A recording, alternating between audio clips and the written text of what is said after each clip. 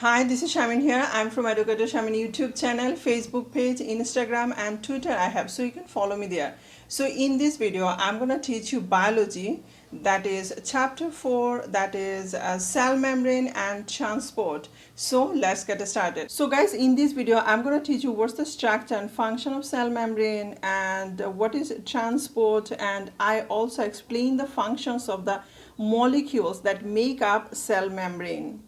And I also explain how substance enter and leave the cell, and also explain about the water potential of plant tissue through the experiment. So let's do together. So number one question, what is cell membrane? So cell membrane, that is the very thin membrane that is 7 nanometer thick. How much is this? 7 nanometer thick, and also surrounding all cells, and is partially permeable and controls the exchange of materials between the cell and its environment. So that is cell membrane. So why cell membrane is important? What's the function? So basic structure of cell membrane, that is 7 nanometer thick phospholipid bilayer with protein molecules spanning the bilayer or one or other layer. So phospholipids and some proteins move into the layer, and hence the structure is described as fluid mosaic model. What's the model? That is fluid mosaic model. So the scattered protein molecules resemble pieces of a mosaic, and phospholipid bilayer are barrier to most water-soluble substance, and because the interior of the membrane is hydrophobic, and cholesterol also needed for membrane fluidity and stability. So guys, now I'm going to ask you one question. What is diffusion? What is diffusion? So diffusion, that is the net movement of molecules or ions. Net movement of molecules or ions, that is a region of higher concentration to a region of lower concentration down a gradient as a result of a random movements of particles, oxygen, carbon dioxide and water cross membranes by diffusion through the phospholipid bilayer. Phospholipid bilayer through.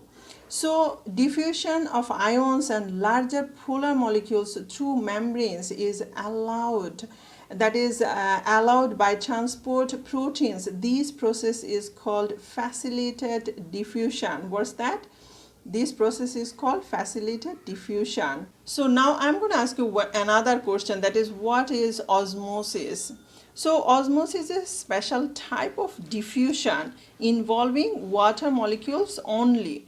In the explanation that follows, that you need to remember that is solute, solvent and solution. In a sugar, that is the solution. For example, solute in is sugar and the solvent is water.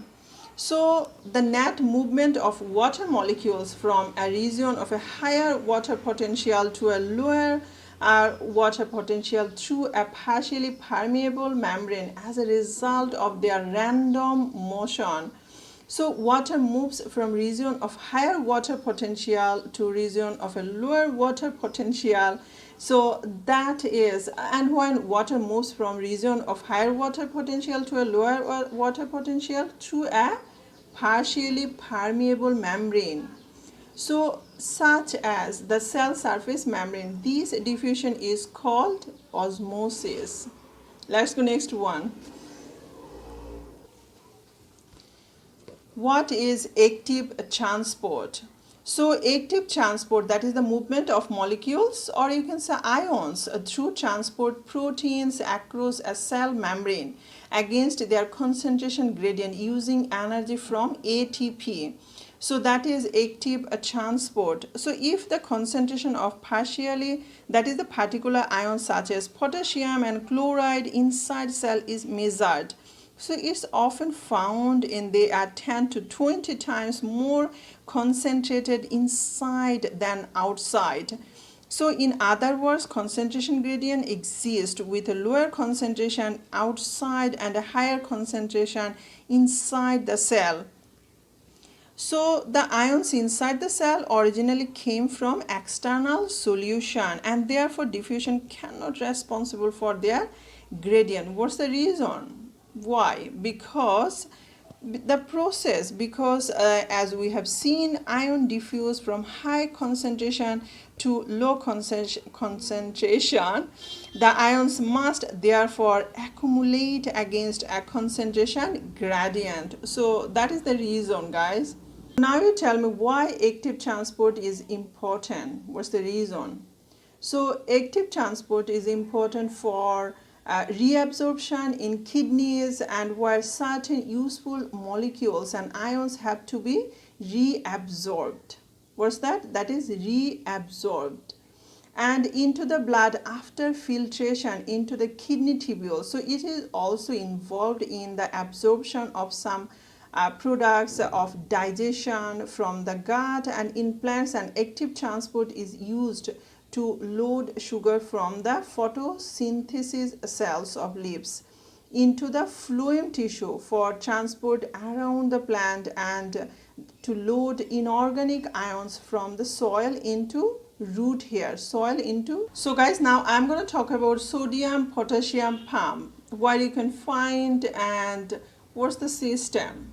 So sodium potassium pump, that is a membrane protein that moves sodium ions out of the cell and potassium ions into it, and using ATP.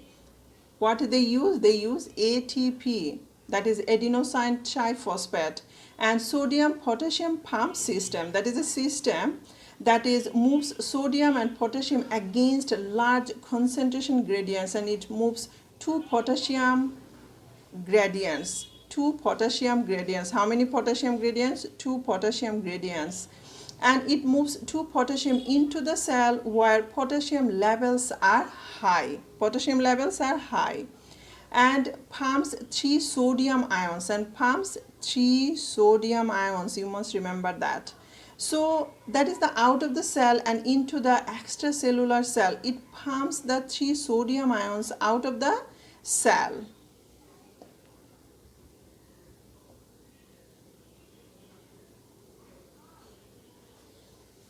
So sodium potassium pump, that is, are found in cell surface membrane of all animal cells, where we can found, that is sodium potassium pump,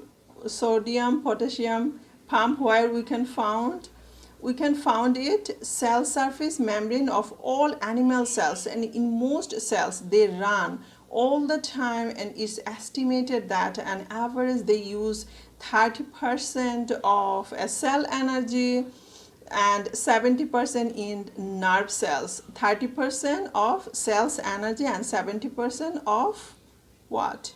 That is in nerve cells. So the role of a sodium potassium pump is to pump three sodium ions out of the cell. How many sodium ions? Here is a three sodium ions out of the cell at the same time as allowing two potassium ions. How many? Two potassium ions. So at the same time as allowing two potassium ions into the cell for each ATP molecule used. So the ions are both positively charged. So the net result is that the inside of the cell becomes more negative than the outside. Potential difference is created across the membrane. So now I'm going to ask you one question, that is, what is cell signaling? So the mechanical, that is the molecular mechanisms by which cells detect and respond to external stimuli, that is including communication between cells, that is called cell signaling. So cell signaling is an important rapidly expanding area of research in modern biology, with wide applications. It's important because it helps to explain how living organisms control and coordinate their bodies. So basically, cell, that is the signaling, is getting a message from one place to another. And also all cells and organisms must be able to respond appropriately to their environment. That is another reason. So now I'm going to talk about water potential. So what is water potential? So water potential, that is the measure of tendency of water to move from one place to another.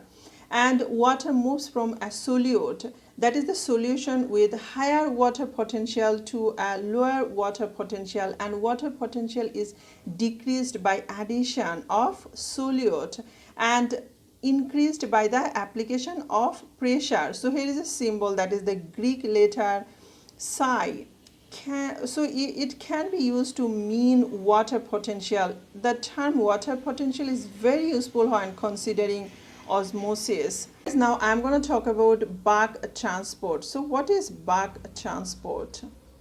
We know the passive transport, active transport, but how about bulk transport? So that is the mechanism exists for the bulk transport of large quantities of materials into cells, that is endocytosis, and outside of the cell, that is exocytosis. Large molecules such as proteins and polysaccharides, so part of the cells or even whole cells, may be transported across the membrane. So this requires energy. It need energy to transport. So it's a form active transport, and endocytosis involves the engulfing of the material by the cell surface membrane to form a small sac, or endocytosis, that is the vacuole. So it makes two forms. It makes two forms. Number one, that is phagocytosis. So that is cell eating. Phagocytosis means cell eating.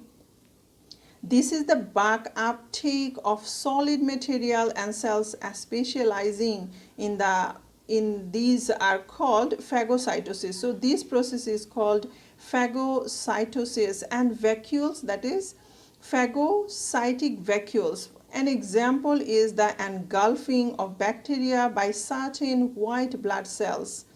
And another process, that is pinocytosis, that is drinking. Cell drinking. So this is a bulk uptake of liquid, and vacuoles formed are often extremely small, and in which case the process is called micropinocytosis. What's that? That is micropinocytosis. So that is another process. So exocytosis is reverse of endocytosis and is the process by which materials are removed from the cells. It happens, for example, in the secretion of digestive enzymes from the cells of the pancreas, and secretes, that is the secretory vesicles from the Golgi body, carry the enzymes. What they carry? They carry the enzyme. All right. So cell surface and release their content, and plant cells use exocytosis to get their cell wall building materials to the outside of the cell surface membrane. For today, thank you for watching, and see you soon with another new video. And before I leave class, I will ask some question. Let's check how much you understand. That is number one question, that is, what are the most abundant molecules in the cell surface membrane of plant cells?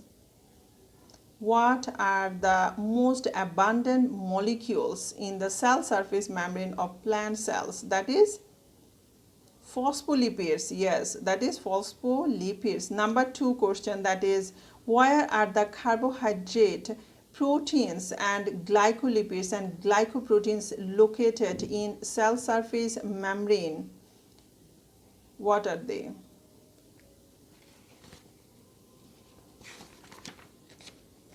That is the outside surface of the membrane. Number three question, the cells of the myelin sheath are wrapped in layer around nerve cells axon, and that is the freeze fractured preparation of myelin sheath cell surface membranes show very few particles. This indicates that myelin membranes contain relatively few of which type of molecule, that is protein molecules. What's that? That is protein molecules. That's all for today. Thank you for watching and see you soon with another new video. Keep watching, keep practicing. Go through my website www.educatorshaman.com. There is a lots of question answer diagram. You need to draw it, label it, color it, and if you have any question, leave a comments. I love to hear from you.